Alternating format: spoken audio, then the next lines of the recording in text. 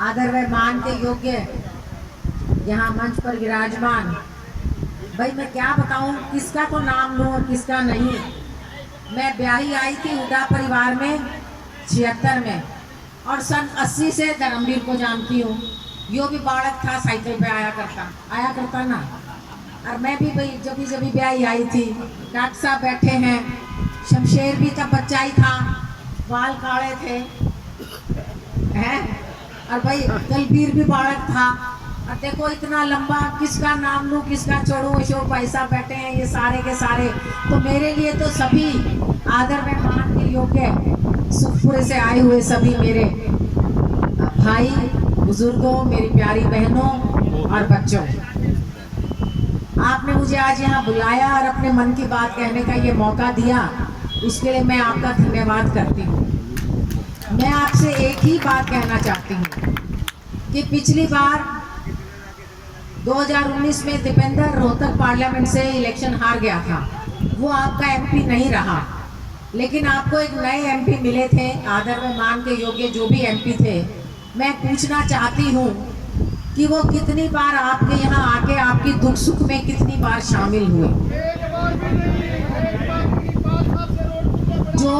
जो आपके यहाँ कोई भी समस्या आई, चाहे सड़क टूटी, चाहे पानी की तंगी हुई, कभी उन्होंने आके कहा, या कभी आप उनके घर गए हो ये बताने की जी सड़क टूट गई, पानी नहीं आता, तो उन्होंने क्या आपकी कोई समस्या दूर करी है?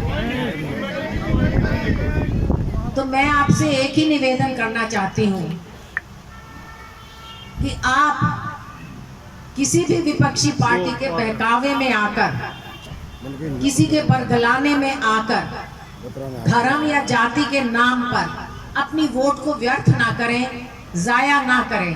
अपनी वोट आप ऐसे इंसान को दें जो आपके दुख सुख का साथी हो, जहां आप आधी रात को भी पहुंचकर अपनी तकलीफ बता सकें। आप कह सके भाई मेरे पानी नहीं आता, हाथ पकड़ के कहो चल आशा मेरा पानी नहीं आता, पानी दिलवा। आप ऐसी जगह जाना चाहेंगे, लेकिन जो आपके पास आए नहीं, जो आपकी समस्या को सुने नहीं, ऐसा एमपी बनाकर आपको क्या फायदा है? ये सरकार किससे बनती है? हमारी वोटों से बनती है। आम आदमी वोट डालता है तो सरकार बनती है। हरियाणा सरकार ने पिछले 5 साल में, असल में तो 10 साल हो गए हरियाणा सरकार बने, हरियाणा सरकार ने पिछले 10 साल में क्या कभी भी किसी भी वर्ग का कोई भला किया है? हमारी आंगनबाड़ी वर्कर, हमारी आशा वर्कर, हमारी बहन बेटियां जब वो अपनी डिमांड लेके मुख्यमंत्री जी से मिलने गई थी, तो उन्हें नजदीक जाके उनकी बात सुनने की बजाय उनके ऊपर पुलिस से लाठीचार्ज करवाया गया। यही नहीं, हमारे गांव से चुने हुए सरपंच, वो भी किसी की वोटों से जीते थे, वो अपनी बात कहने जब गए थे, चंडीगढ़ जाना चाहते थे, मुख्यमंत्री से अपनी बात कहना चाहते थे, उनके ऊपर भी लाठीचार्ज किया गया। यही नहीं, हमारे computer teacher, drawing teacher, PTI, जिसको भी कोई थोड़ी बहुत अपनी बात कहनी थी, कर्मचारी भी गए थे, हर एक का जवाब लाठीचार्ज से दिया गया। सरकार का फर्ज है अपने लोगों की बातों को सुने और उनकी समस्याओं को दूर करने का प्रयास। इनके दिल में किसी भी वर्ग के लिए कोई भी दया नहीं है, कोई भी करुणा नहीं है, किसी के कोई प्रॉब्लम, समस्या दूर करने की इच्छा नहीं है।